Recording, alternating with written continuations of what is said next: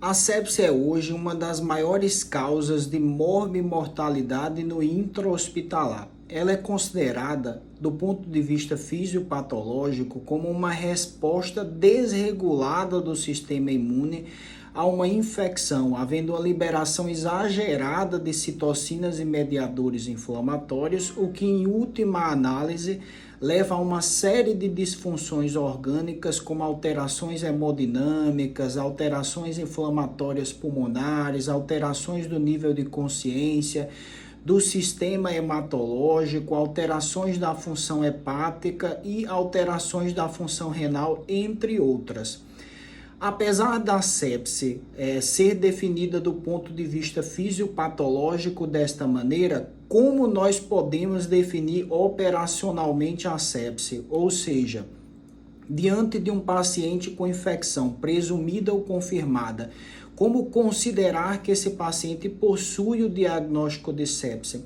Essa definição ela mudou consideravelmente nos últimos anos e é comum nos dias de hoje que os diferentes serviços apresentem protocolos de definição diferente. Em 2006, saiu o último consenso internacional a respeito desse tema, que é o Sepsis 3. A sepse foi definida operacionalmente como uma infecção presumida ou confirmada de qualquer foco associada a um score SOFA maior ou igual a 2 pontos. O score SOFA foi originalmente desenvolvido para predizer prognóstico e morbimortalidade na população de pacientes críticos de UTI. No entanto, no último consenso Sepsis 3, ele passou a ser utilizado para definir o conceito de sepse. Ele se baseia principalmente em 6 parâmetros. Um que avalia a disfunção do sistema nervoso central, que é a escala de Coma de Glasgow inferior a 15. Uma que avalia a disfunção do sistema cardiovascular, que é a ocorrência de hipotensão ou uso ou necessidade de vasopressores para manter uma pressão arterial média adequada. O terceiro critério se baseia na disfunção do sistema hematológico, que é o número de plaquetas inferior a 150 mil. O quarto critério se baseia na disfunção hepática, equivalente a um nível de bilirrubina maior do que 2. O quinto critério baseia-se na disfunção renal, obtendo-se um valor de creatinina maior do que 1,2 ou um débito urinário menor que 0,5 ml por quilograma por hora. E o sexto critério, ele se baseia na disfunção pulmonar, que é mais bem determinada pela relação PaO2-FiO2 inferior a 400 no caso do score SOFA. Essa definição tem sido muito criticada por necessitar de dados laboratoriais que muitas vezes não estão presentes de imediato no ambiente de urgência e emergência.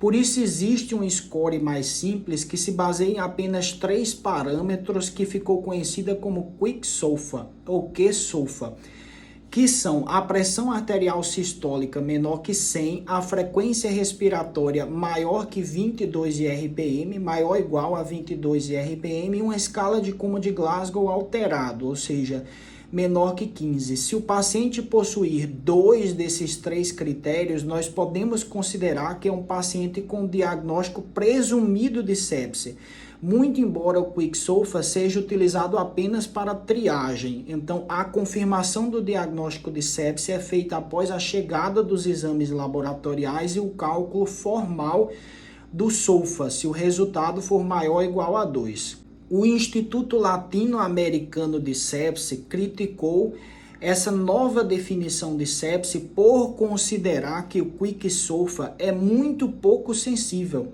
Como os países latino-americanos se caracterizam por possuir uma alta mortalidade por essa condição clínica, seria de crucial importância a utilização de critérios diagnósticos de alta sensibilidade, que reduzisse ao máximo o número de falso negativo.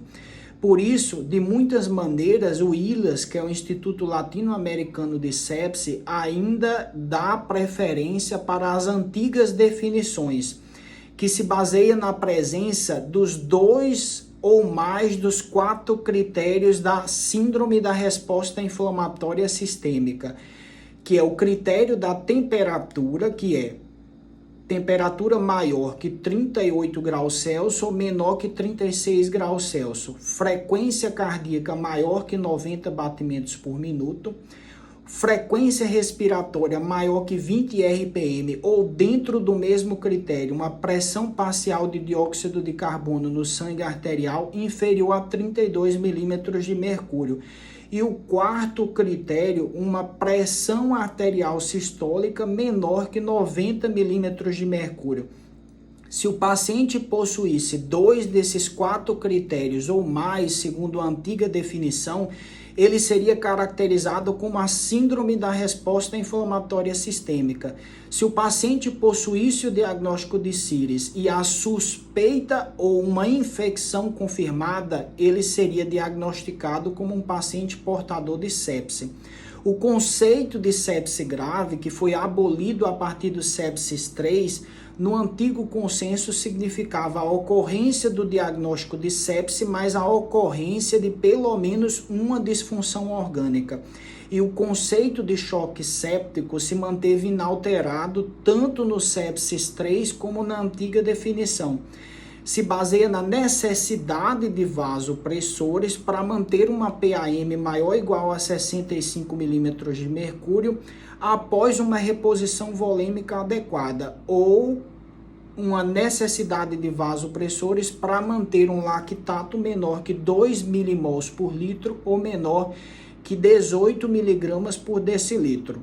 Esses critérios diagnósticos ainda são muito utilizados em diversos hospitais do país ou em países latino-americanos, por serem considerados mais sensíveis e de mais fácil aplicabilidade na rotina diária da maior parte dos hospitais brasileiros.